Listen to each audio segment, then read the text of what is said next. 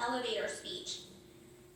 Hi, my name is Bertha, I'm at UAB, I'm a grad student, and then, sometimes when I was a grad student, I would follow with, so, do you have any data you haven't written out? And I was kind of a data scavenger as a graduate student, and that's how I got a ton of papers during grad school and postdoc, because as now a faculty member, I don't have the time to write up all of the papers that I have either ideas for or data for. And so when an eager grad student like me comes up to me, I'm like, yes, please help me. And so with Melody Goodman, whom I mentioned earlier, we got 3 papers out in 1 year, and that was work that was aside from the work that I was doing as a grad student for my dissertation. And so, just take advantage of the situations that are out there, and especially people who have data. Data scientist Rohit back there. You keep pointing at me. I love all these promos. Yeah, welcome to the Mac. Pressure to choose between industry and academia. I don't know if anyone wants to comment on this.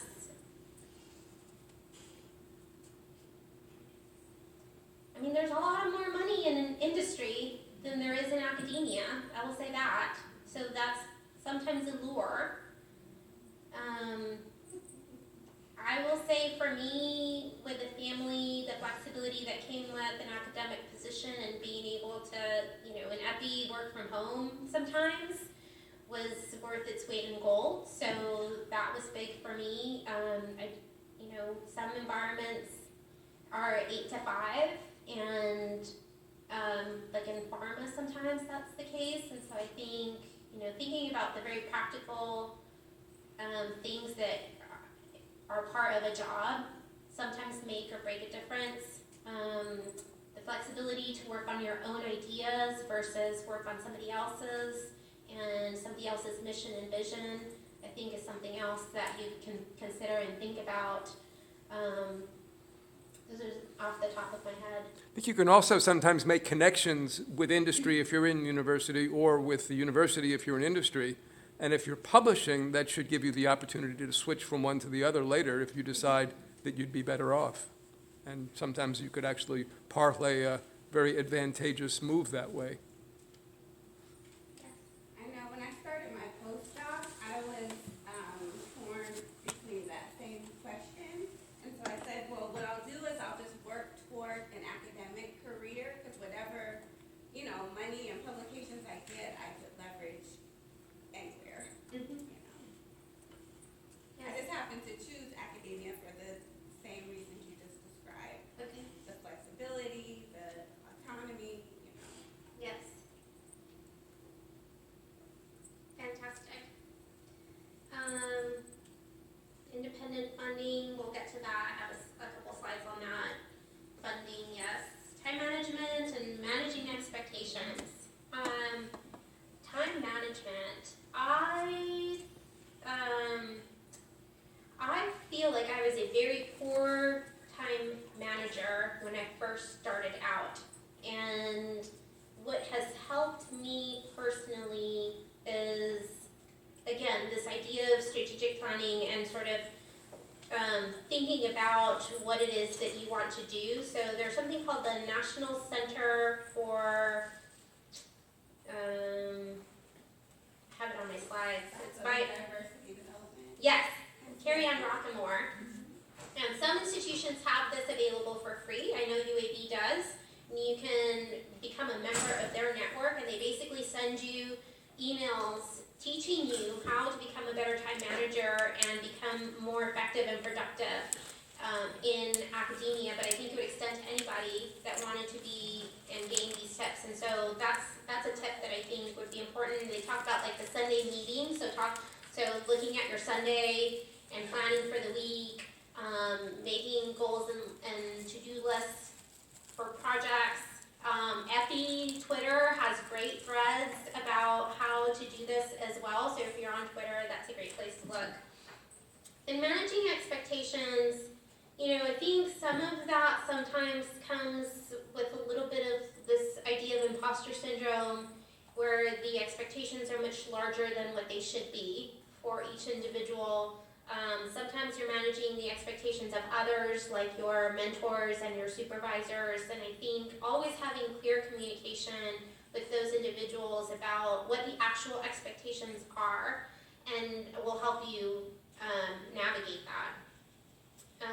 How to maintain connections after initial networking. I think email is a great place. Connecting on social media. People are on social media is another great way. I always follow an introduction with, hi, I met you at such and such meeting, and this is why, I think it's important that we stay in touch.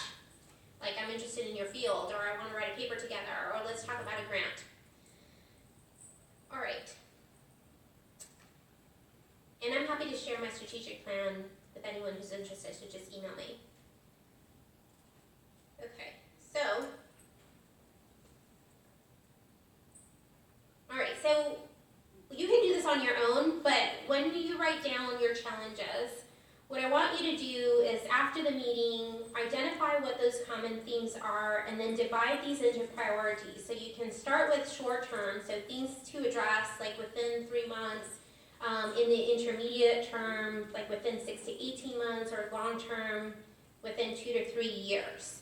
So challenges that are immediate could be like, I'm working on my dissertation and I need to complete it by December, right? Or challenges could be, for example, I need to be better about time management, and that's something you can work over the intermediate or longer term. And then list all of the perceived challenges that you're facing in your department or in your workplace as they relate to each of your priorities. And then you categorize those into challenges that you can control and challenges that you cannot control. And that, I think, makes it a lot more manageable, because the things that you cannot control are the things that you can place less of a focus on, right? But it will help you identify which of those challenges are the ones that you can control and that you can begin to implement plans for on the short, intermediate, and longer term. All right, so we did those things as a group. So for the ones that you can control, you can ask yourself how you would answer each of the following questions for each of your chosen priority areas that you plan to focus on. So, for example, for those challenges, what would success look like? Or how will you know when you get there? And what is already in place at your department or at your institution or your workplace that will help you achieve your priority goal for the goals that you've identified in the themes? Who in your department or workspace or institution is your greatest ally that can help guide you in achieving your priority goal? And what about outside of that? So in my career, I have adapted what I call a board of directors. And so I have a board of mentors that serve different purposes. So I've always had like an academic mentor, then I've had like a political mentor, right, who like understands the political climate and can help me navigate those things. I've had an academic mentor who has no stake in my success, but who is maybe in my same area of focus. And that person can help me navigate outside of the immediate interests of my mentor, to whom I owe a paper or to whom I owe a grant, or who's my K-mentor, for example, but that can say, for example, okay, you can present at this meeting and I'm going to sponsor you and you're going to be in the room because I can help you do that, right? And has, again, no stake in I don't owe them anything. So they're just someone who can help me in the field, but that I don't work directly for. And then there's people that I go to just for like personal social things, right? So this board of people are all involved in making sure that I'm successful, and I highly recommend that to each of you as well. And then what else do you need that's not already in place to help you achieve your priority or goal? So who else do you need that is not already in place? So you have to think about the things that it would take to make you successful based on the challenges that you've identified, what you've identified as a priority, and how you're going to tackle that. This brings into question the subject of networks and how that works in helping you accomplish or meet some of those challenges. And so think about who your networking community is. So at your institution, outside of your institution, maybe through MAC, right? Who have you met at this conference or will meet at this conference that you would like to be a part of their community or make part of your community, and then call them out. So, make a connection with one or two people, exchange emails, and make sure that you are being active and proactive in communicating and engaging with those people beyond today, beyond the annual meeting. And then commit yourselves to connecting, so look at your calendars and schedule your first post-meeting conversation before you leave today. So you can I usually at the meeting will send an email as I'm sitting there, and then I'll say, I sent you an email, I hope to follow up with you, Wednesday once you get back to your home institution. And then have ideas that you can use to sustain the momentum of this cohort. So maybe that means we all join MAC and start to work together on some of these endeavors. But you heard some of the themes about people's research and so forth, and use that to your benefit. So how can you connect to collaborate on a paper, on a project, or maybe you're so impassioned by what we talked about today that you can bring that to the MAC and we can do something really exciting and different in the coming year. All right, so another way that I do this applies to your research, is through the individual development plan. So this is a tool that's available online. How many of you have heard of the IDP? All right, a lot of people. So how many of you use the IDP? Okay, fewer people. That's okay. So as you know, it's a unique interactive web-based career planning tool, and it was originally proposed by the Federation of American Societies for Environmental Biology, but it's grown since then. And I actually, when I wrote my K, made it a big part of my training section on my K, because it allows you to pair with your mentors. So both your mentor and you can see the individual development plan and work together to accomplish the goals that are set on there. You can use it for yourself as well, outside of sharing it with somebody else. But it's a great way, I think, to create that strategic planning for your career. Bertha, Yes? if there's anyone that's looking for an alternative to the IDP, there's one that we use called the Researcher Development Framework.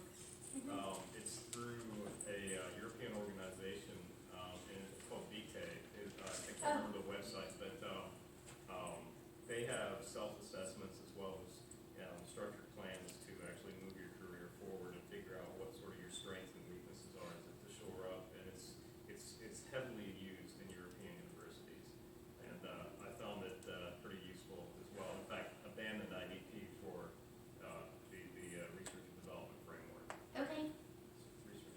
So Research Development Framework, and it's called VTE? It's the website is VTE. The organization that hosts it is called VTE. Okay. But yeah. So that's another good tool if you haven't heard of that one before. This is the other thing I mentioned earlier. This is the National Center for Faculty Development and Diversity. They have an annual subscription. They have teleworkshops, multi-week courses online. They have like a faculty success program that they just started that will begin again in the spring, as well as writing challenges and boot camps. And the boot camps, they're serious. So I signed up for a 14-day writing boot camp, and every day in my email box I had an email from Carrie Ann Rockamore that said, did you write today? And what did you write? And post on the website what you wrote and share with your small group. And so it was very intense, but also very useful. They have a virtual library career center. It's fantastic. If your university does not have it, I highly encourage you to talk to your deans and or supervisors if it applies if you're in an academic setting and or academic-like setting, to consider it, because it really, in my opinion, has a lot of resources that are really useful. Yes? And I just did the faculty success program over the summer. Okay. Down in the alumni group. It was really, really helpful. Oh, So fantastic. each week it was a different theme, and a lot of the content is also on the website free.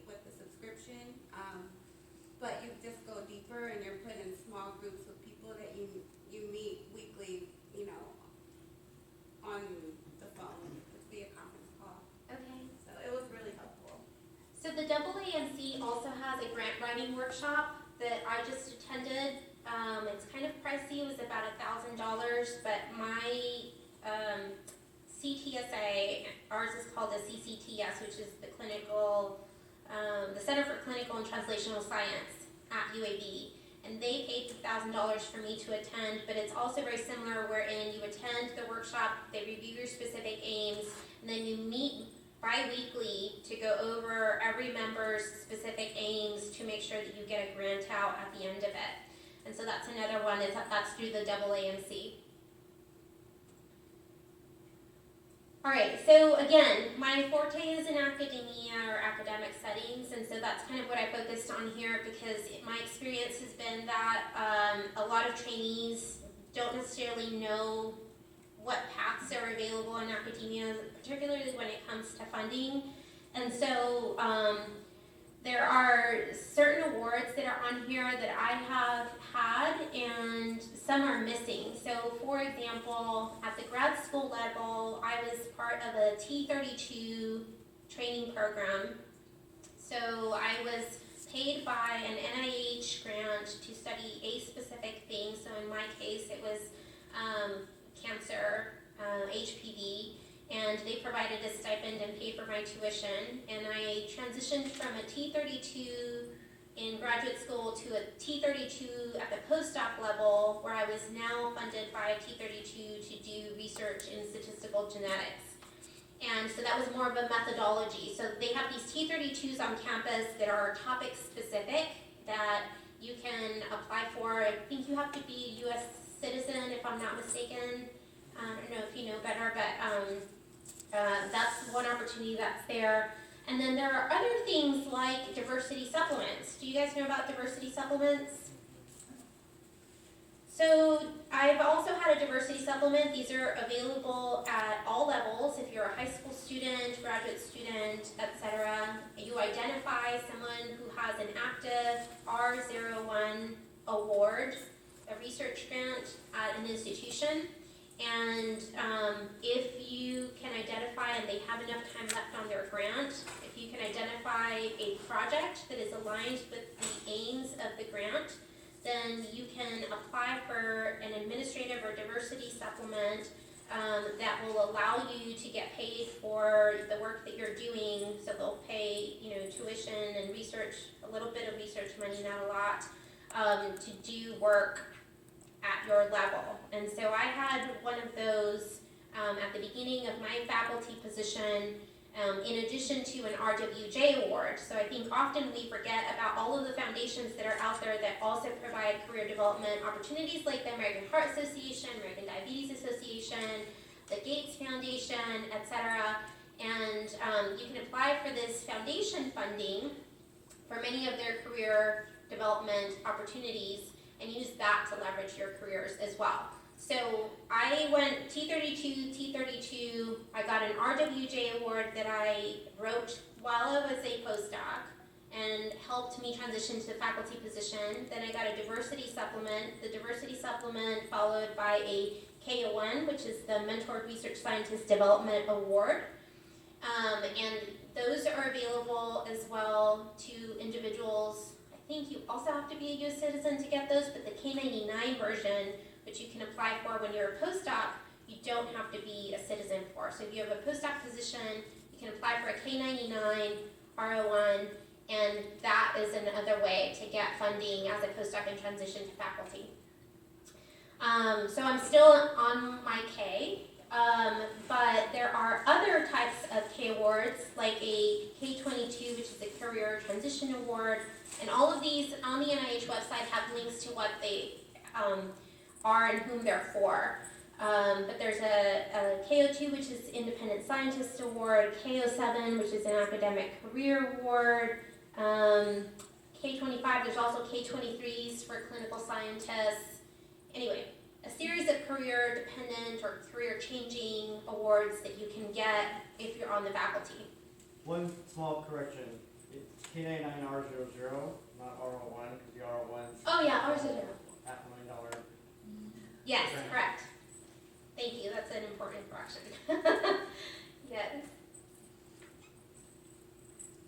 And so then from the K is when I'm not from the K, but you can apply for an R01 without having a K, but that's sort of the next step is once you have a K, it prepares you for independence and you can apply for an R01 or R01 grant, which is much bigger. But if you are in academia and have some funding and or have protected time and have outstanding educational debt, the LRP is another mechanism that's offered by NIH that in my opinion has been fantastic for my academic career. And so the loan repayment program has several mechanisms through which you can apply for loan repayment. And if you do research in academia, there's like the clinical research program, there is a health disparities program, there's like a pediatrics application as well, and basically they will pay $35,000 a year for up to 2 years, and it's renewable. So you can get $70,000 paid for every award that you receive, and it's renewable through that institute. So this is something that I've found that not a lot of people know about, and so I thought I needed to share that with you today in case you're interested. What? I'm like, don't share it with other people. Well, hopefully that means that they'll just up their budget and there'll be more awards available. But I've had one LRP and I have a second LRP now, and I'll be applying for renewal. So I'm happy to share information about that if anyone's interested, or about the diversity supplement or KO1 or anything else that I've talked about. So the other thing I wanted to mention is that I have become co-director of a program called Driven, which is Driving Research Excellence in a Vibrant, Engaged Network. And this is a program that we came up with at UAB to help identify award and grant opportunities for individuals on campus, but that I will have access to, so you now have access to, if you connect with me. So the idea is to identify and support and promote diversity, equity, and inclusion faculty award recognitions and leadership program participation locally, regionally, and nationally. Also to identify and support and promote senior faculty. So part of the idea behind Driven is that we don't want to lose people in the pipeline. So Dr. Mays talked about how, we need to get people into EPI, but we don't want to lose them. And one way to not lose them is to support them. And so how are you supported? Well, hopefully through programs like this, right? And so the idea, without having to go into each of the boxes, is that we will identify through this program, like fellowship awards and grant mechanisms and, how to become a fellow of an association, bless you, and anything and everything that can help propel your career forward. And then we will create a network wherein we will become matchmakers and match you to the opportunities that are in our database that apply to you. And so we've started by doing this with diversity supplements, and so we've taken all of the people on campus that have active R01s with time on them, and we are matching them to individuals who qualify for applying for diversity supplements, and we are matching them to those PIs. And so that's one way that we're using the matching tool to not only increase award opportunities, but also obviously research dollars to university because the indirects come to UAB.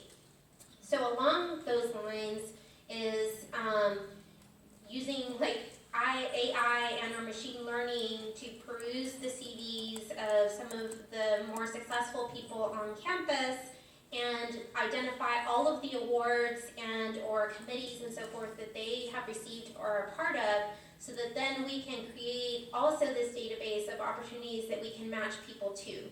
And so part of that includes things like early career achievement awards, the Harold Amos Award for clinicians and so forth. And this is something that I think, if you want to go back to your institutions and do that, you could. And that is one way to also increase people staying in the pipeline and not falling through the holes in the pipes. So if you have any questions about that, feel free to ask me. These are our 2 Harold Amos awardees for this year, and we have 2 for the first time in like 10 or 12 years, I think, at UAB, and our goal is to increase that amount, as well as the number of diversity supplement KO1 awardees and RO1 awardees at UAB, and so this program will help achieve that.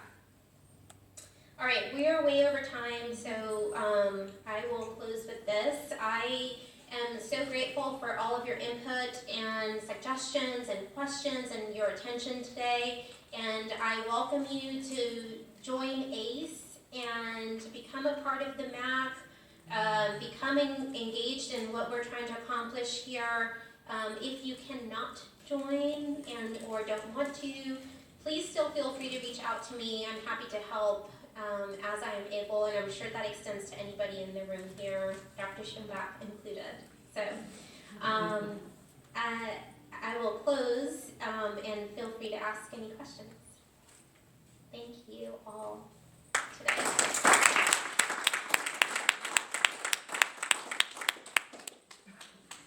I just want to make sure everybody realizes what a phenomenal job Bertha has done these last years, and this year in particular, in organizing these things. She is the regular on the committee calls, and she does all this work behind the scenes. So she's a phenomenal person. That spreadsheet alone indicates that. Thank you. Thank you, Bertha. Thank you, thanks. Oh, and I'm going to put up a web page at go, http://go.uNC.edu/ACEMAC. And I'll put up the recording that I did of Vicky's talk, and I have Vicky's slides. I'll put them on it. I will try to get Bertha's slides and add them. And then if there's any of these other things that have been mentioned that you want to have added to that, like the website for that other IDP type thing that you have, Rohit, if you want to send me the website for that, I can put that on the page too.